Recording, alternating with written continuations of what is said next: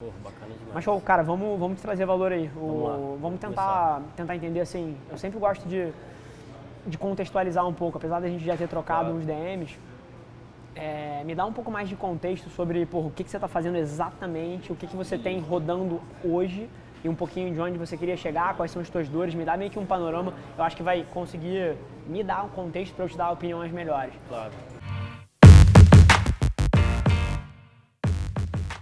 Vamos lá. Bom, eu sou formado em nutrição, já tem quase 5 anos. Tá. E eu fiquei quase 3 anos trabalhando só com nutrição.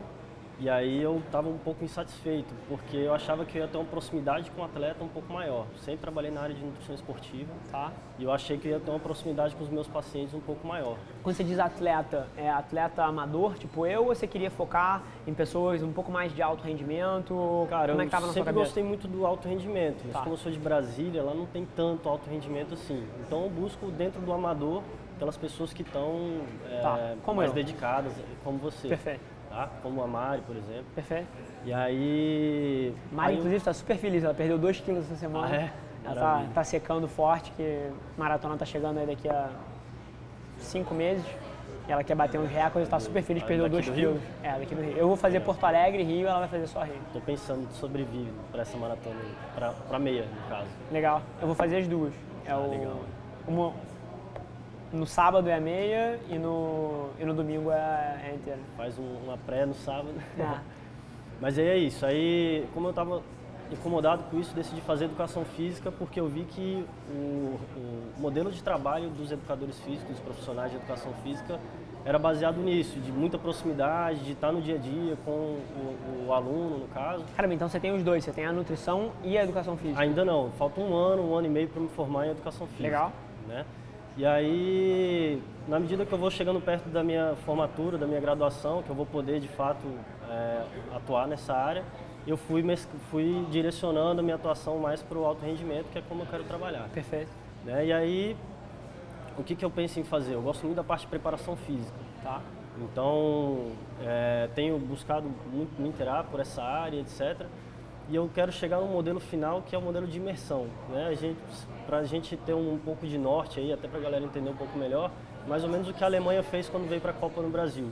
Eles fizeram um QG, uma concentração no sul da Bahia, bem isolado, mas que eles tinham, assim, 24 horas eles respiravam o treinamento, o monitoramento sobre os atletas era gigantesco, muito maior do que no dia a dia de qualquer equipe. De um clube, né? Tá. Outro exemplo, o Flamengo, que agora foi para a Flórida e foi campeão do campeonato lá, foi para lá fazer também a pré-temporada nesse mesmo modelo.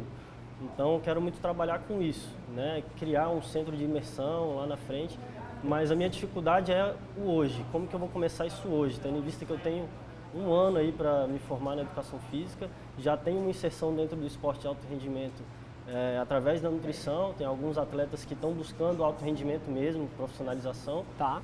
mas ainda estou em Brasília, então, como eu disse, não tenho uma inserção tão grande quanto gostaria. E a minha grande questão é essa, como estar mais próximo dos atletas, como direcionar o trabalho para esse finalmente lá na frente, que é trabalhar em momentos muito intensos com os atletas. Entendi. Quando você diz fazer um centro de imersão, você diz uma estrutura física mesmo, um lugar Isso. com quadra de areia para fazer preparação de areia, com uma pista de atletismo, com uma academia foda, uma parte de levantamento de peso livre. Isso. E é isso que você tem em mente. Eu dei o exemplo da seleção da Alemanha porque não é por acaso, porque realmente é algum lugar físico em que a galera consiga ir para lá e, cara, ficar 2 meses comigo. E eu vou fazer todos os tipos de avaliação, todos os tipos de principalmente da parte básica de treinamento, ou se o atleta tem que fazer uma concentração maior antes de uma Olimpíada, por exemplo, e aí ele precisa ficar um tempo mais recluso. Interessante. Vou te fazer uma outra pergunta. Isso que você está falando exige um capex enorme, né? Exige um investimento em infraestrutura física, que eventualmente pode durar 20, 30, com alguma manutenção, 40 anos aí essa estrutura, mas exige um investimento grande. Claro. Então, esse é o primeiro pilar que a gente tem que navegar. O segundo é a questão da atração desses atletas. Quando você diz centro de imersão, você quer pegar equipes para fazer pré-temporadas atletas que vão lá e passam uma temporada ou os dois modelos? Como é que isso está na sua cabeça, o mundo ideal? São os dois modelos Tá. e ainda um pouco mais do que isso, né? A gente sabe que você vê aí, você fala muito de atleta de alto rendimento para linkar com o empreendedorismo, por Sim. exemplo. Então vamos dizer que você e a Mari querem fazer as férias de vocês, mas está chegando perto também do Everest e aí você quer fazer um mês de imersão em algum lugar. Serviria para vocês também. Lá teria toda a estrutura para vocês manterem um treinamento e ao mesmo tempo ser um lugar que seja bom de visitar nas férias. Tá. Um lugar que seja perto de uma praia, mais isolado. O que a Alemanha fez no sul da Bahia? Exatamente. Tá. Você já tem esse lugar, não? Cara, eu tenho visto algumas coisas no sul da Bahia, mas não tenho Um nada... lugar específico? Não. Bacana. Assim, o que você tá falando é um projeto extremamente ambicioso, né? Não é uma coisa tipo assim, pô, eu quero colocar o meu nome para fora e quero ter mais clientes aqui. Você está falando em pegar pessoas que ligam muito para o que você vai estar fazendo. Isso. Então, o primeiro pilar que eu acho super importante entender, acho que se você não viu isso até hoje, todos os meus pontos de vista sempre partem do ponto de vista do outro. Tipo, eu tô cagando que você quer montar um centro de treinamento. O meu foco inteiro é, tipo assim, por que alguém iria para o seu centro de treinamento? Tipo assim, e quando você fala de atleta, você está falando do sonho das pessoas. Os atletas são algumas das pessoas mais obstinadas que eu conheço vários. Sim. São extremamente dedicados, ambiciosos, cheios de garra, mas quando você fala de esporte, aquilo é a vida do cara. Então, o primeiro ponto, e eu vou dividir a forma que eu faria com algumas coisas que passaram na minha cabeça também. O primeiro ponto é que você vai ter que ser uma referência na área. Ninguém vai para o centro de treinamento... Você falou a palavra perfeita. Assim, ninguém vai para um centro de treinamento que provavelmente vai custar um dinheiro ou vai... Do João Ninguém. E digo mais, e ninguém vai para o centro de treinamento, vamos supor que o patrocinador cobrisse, mas na hora que o patrocinador cobre, o cara pode escolher. Sim. Então ele precisa escolher você. Então esse é o primeiro ponto. É o sonho do cara, essa decisão é super crítica para ele. Se você está falando de um centro de imersão, provavelmente você está falando de alguma fase super crítica para a pessoa. Você deu o exemplo do meu pré-Everest. Cara, meu pré-Everest eu quero estar fazendo a melhor coisa possível. Justo. Uma Alemanha numa pré-temporada quer fazer o melhor possível. O Flamengo na pré-temporada quer fazer o melhor possível. Um atleta que quer fazer uma imersão antes de um campeonato mundial quer fazer o melhor possível. Então, tirando da frente a barreira do dinheiro, o cara vai escolher o melhor possível. Então, a primeira coisa que você precisa ser uma referência. Então, assim, eu não tenho nada contra sonhar. Eu sonho o tempo todo, tenho vários sonhos e isso aqui é a construção de um dos meus. Isso aqui não é a forma final do meu sonho. Eu estou no processo de construção. Mas a primeira coisa que eu queria botar na sua cabeça é que provavelmente isso vai demorar muito tempo. Sim. Então, você está se formando agora em educação física. Não existe uma pessoa no planeta Terra que esteja se formando em educação física e seja o melhor naquilo que faz. Com certeza. Então, assim, colocar os pingos não existe. Você pode ser muito bom, muito dedicado e parece ser.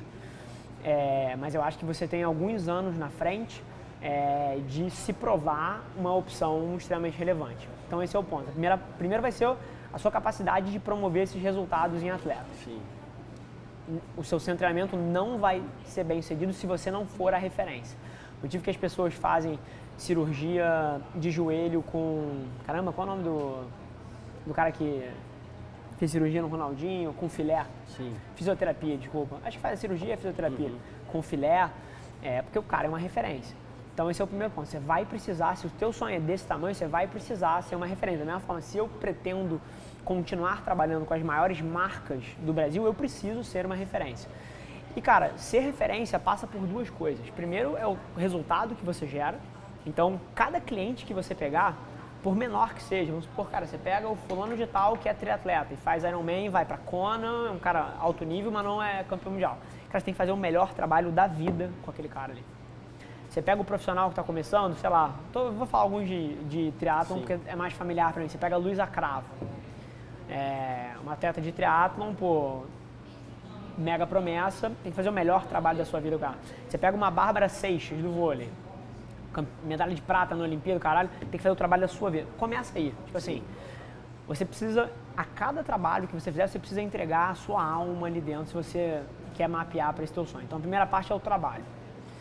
Agora, a quantidade de pessoas que eu conheço, juro por Deus, de pessoas inclusive muito próximas de mim, que são extraordinárias e não são percebidas assim, é enorme. Empresa da minha família, aqui no primeiro andar desse prédio, que eu transformei, assim, eu não mexi no produto. Eu mexi na equipe, fiz outras coisas, mas assim, o que a gente fazia era fora da curva. Mas cadê que era comunicado assim? Então não é também só o trabalho, é você conseguir colocar para fora a percepção que o seu trabalho é muito bom. E não é enganar os outros, é ter um trabalho fora da curva, mas comunicar isso de uma maneira também que te diferencie.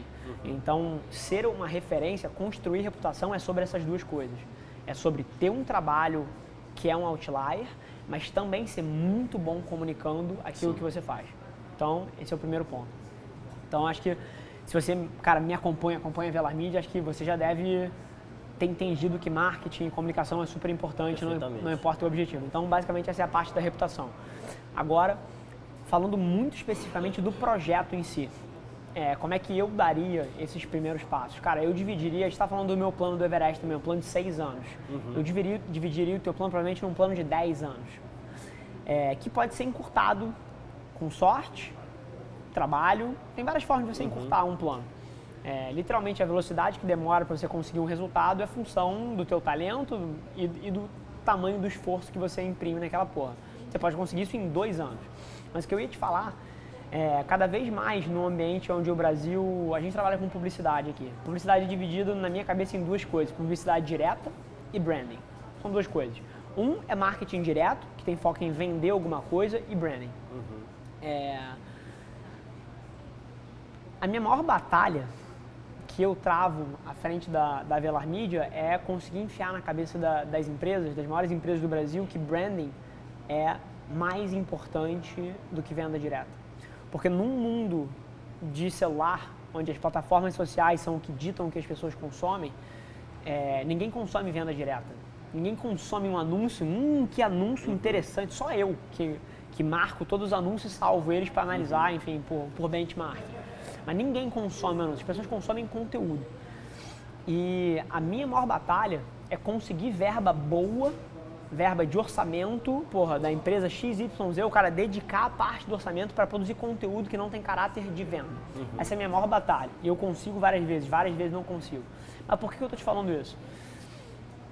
Em vários dos projetos que a gente está metendo a mão agora, a gente está sendo confrontado com a realidade que as empresas, por infraestrutura, assim, que não permite as pessoas terem ideias diferentes, de rigidez de monstros que tem 50 mil funcionários, 10 mil funcionários, as pessoas não conseguem alocar a verba boa para a marca, para branding. Mas tem uma saída. O Brasil tem um conjunto de leis de incentivo ao esporte que permite às empresas dedicarem parte do ISS e do ICMS, no Rio de Janeiro agora inclusive é 100%, para apoiar projetos de causa esportiva. Então, esse é um ponto. Então, o que eu ia dizer para você é que talvez uma maneira de você encurtar esse teu caminho é conseguir ter uma empresa patrocinadora desse seu centro de imersão, sei lá, Gatorade, ASICS, Adidas. Assim, você precisa criar um projeto, talvez via lei de incentivo, onde você vira para uma Gatorade e fala assim: aí Gatorade, tá aqui um projeto, é um centro de treinamento em Brasília, de imersão, não existe nada parecido no Brasil, tá aqui o plano, tá aqui o projeto, e eu quero te tornar o único patrocinador e o nome do centro de treinamento vai ser Gatorade, vai ser Gatorade Immersion Center, sei lá, GIC, sei lá, é o centro de imersão da Gatorade. E aí o cara, muito bacana, e ele custa 3 milhões de reais para construir e uma verba de OPEX para manter de 1 milhão por ano. Tá aqui o que custa. Vamos fazer? O cara vai rir na tua cara. Aí você vai falar, só que tem uma coisa, para a gente construir isso aqui você não gasta 1 centavo do seu orçamento de marketing.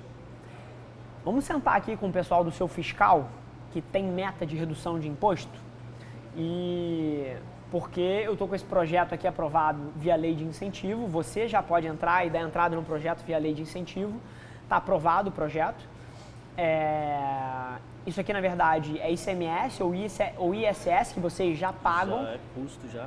Só que em vez de você pagar para o Tesouro, para o governo federal, você vai investir nesse projeto de branding e está aqui a forma que eu vou demonstrar isso para o mundo. A gente vai ter produção de conteúdo em loco, os atletas que estiverem aqui por parceria vão agir como micro-influenciadores do projeto, vão postar stories, vão fazer lives aqui, faz um projeto de comunicação foda e a tua marca, teoricamente, vai ter uma exposição de mídia anual de R$1 bilhão e vai te custar R$1 milhão e não te custa um centavo.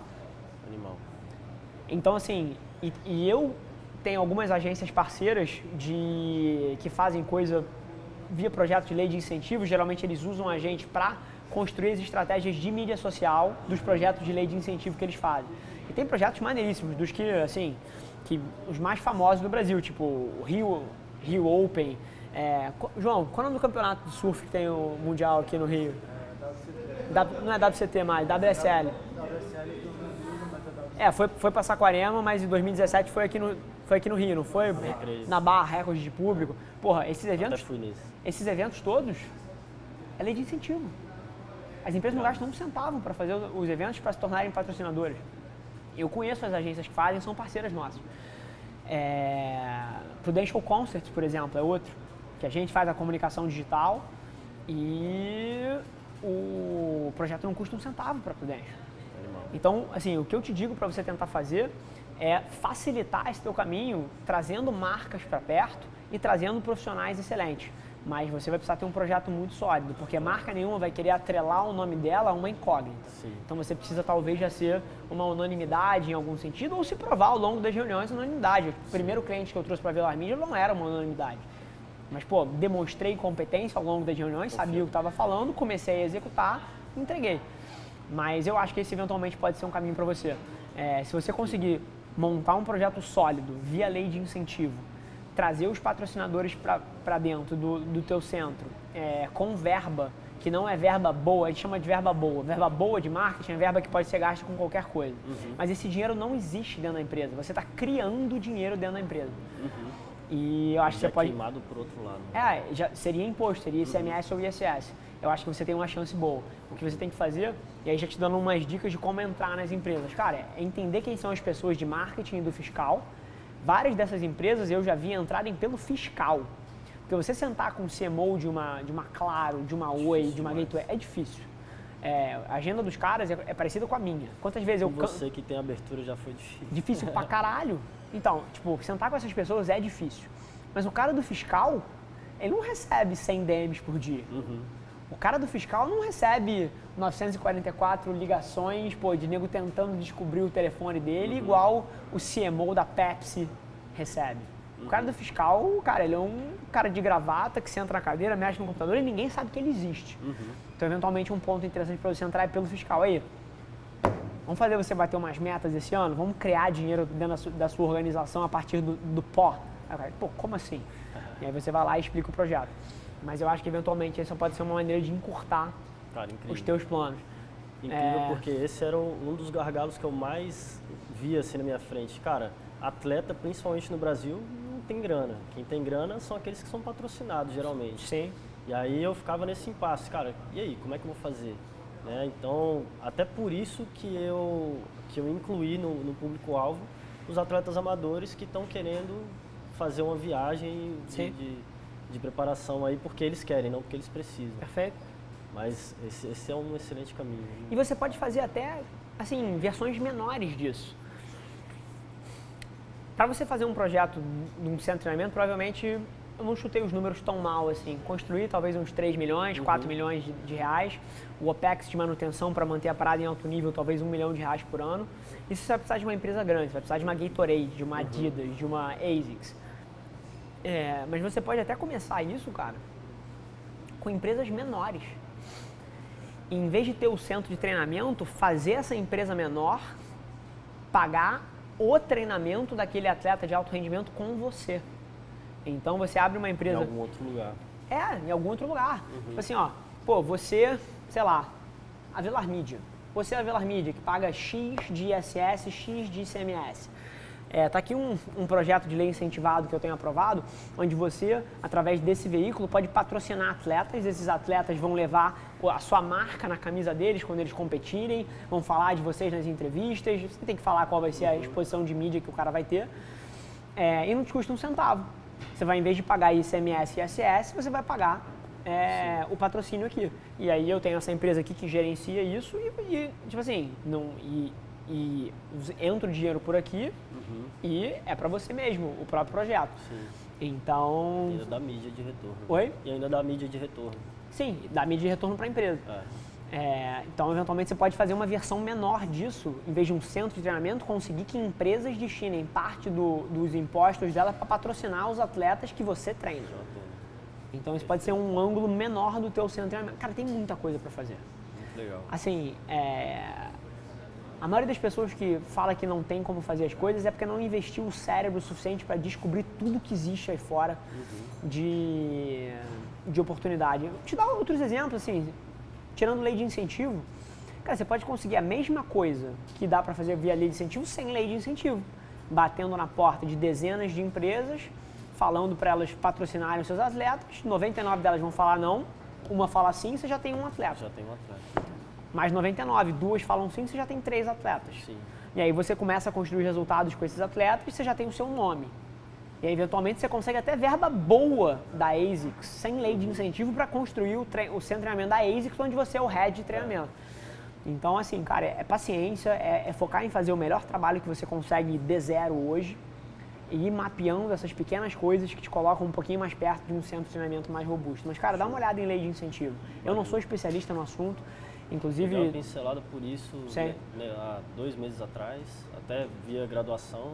Bacana. Mas vou me inteirar um pouco mais, sim. Sim. Eu não sou especialista nisso, by any means. Eu tento falar o mínimo possível de forma detalhada das coisas que eu não entendo. Se você pedir aqui para eu falar sobre qualquer coisa de social, de digital, de campanha na internet e de publicidade, cara, eu vou falar 1 hora aqui à vontade, entro nos detalhes. Assim, não tenho coisa, mas eu não sou especialista em lei de incentivo. Todas as vezes que eu tratei esses assuntos foi via advogados que fazem isso como trabalho da vida deles.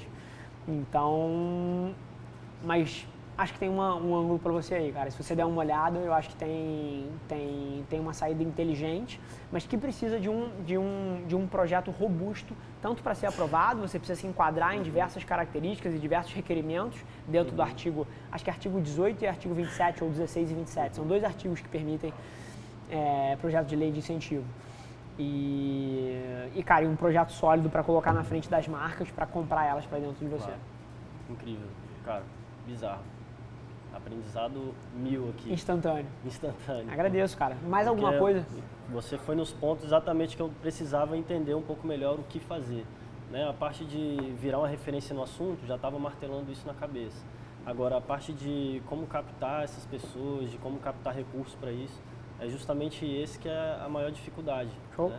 E é de maior interesse também das grandes empresas. Vídeo que a gente estava falando antes de visibilidade, né, do esporte. Então, Sim. as pessoas estão vendo mais esporte, onde que é bom de colocar a tua marca. Perfeito. Né? E cara, e assim, se você conseguir fazer via lei de incentivo, você não tem ideia a diferença que é eu chegar para uma empresa e falar assim, toma aqui um projeto de publicidade foda, custa 2 milhões de reais, versus, toma aqui um projeto de publicidade foda, custa 0. Cara, assim, a diferença é monstruosa. Monstruosa. Mas também dá para fazer fazendo as pessoas pagarem. É só você ter uma coisa muito sólida. Entendi. Cara, a gente ainda tem tempo? 5 minutos? Show? Manda Cara, lá. vou jogar a bola para as relações via internet, né? Show? Com os atletas, assim, eu vejo que é uma porta muito grande de me aproximar mais deles. Né, que esse é o grande sentido, tanto a imersão quanto você ter um contato via internet. Sim. Questão de mentoria desses atletas via internet, como que você acha que seria um trabalho via mentoria com atletas, assim, você que já vive o esporte, perguntando isso mais como vivência de esporte do que como CEO da Velar Media. Bacana. Com qual objetivo você gostaria de mentorar esses atletas? E não tem resposta errada, tá? Uhum. É para ganhar dinheiro, é para conhecer eles, qual é o ângulo que você quer? Cara, para me aproximar mais deles, igual você estava falando, cara, você tem que ser uma autoridade no assunto, Sim. então para ir mostrando para eles o quanto que eu consigo ajudar eles e também tendo algum tipo de renda lá na frente, né? A gente sabe que ela acaba chegando sem a gente querer, então tendo uma mentoria com os atletas que eu atendo, talvez, atletas um nível de atendimento um pouco abaixo. Legal.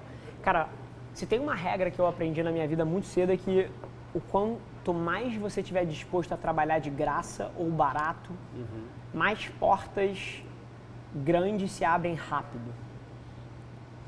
Assim, eu tenho algumas empresas na minha cabeça que se o cara virasse pra mim e falasse assim, eu preciso fazer uma campanha de publicidade, você faz de graça pra mim? Eu falo, faço. E eu coloco 30 pessoas pra fazer a campanha.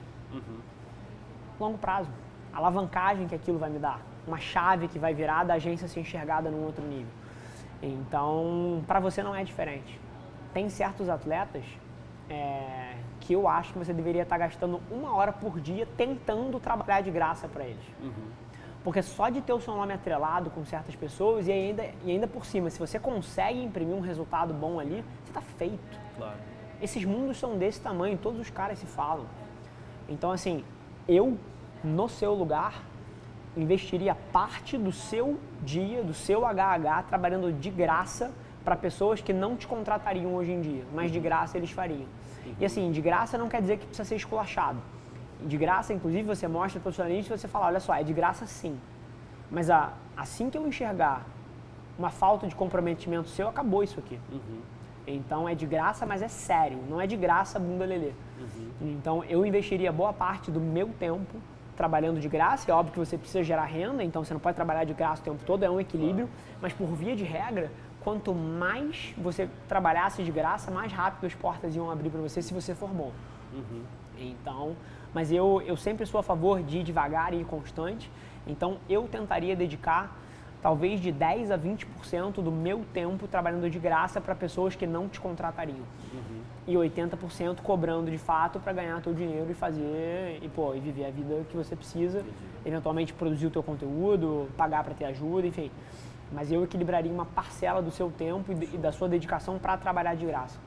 Isso vai te abrir muita porta. Muita porta. E tem muito atleta precisando, você deve saber disso. Claro, com certeza. Atleta que não pode pagar um nutricionista, que não pode pagar um preparador físico, que não pode pagar alguém para treinar e eventualmente tem muito potencial, eventualmente já tem até alguma exposição de mídia, mas não tem essa equipe de suporte. Sim.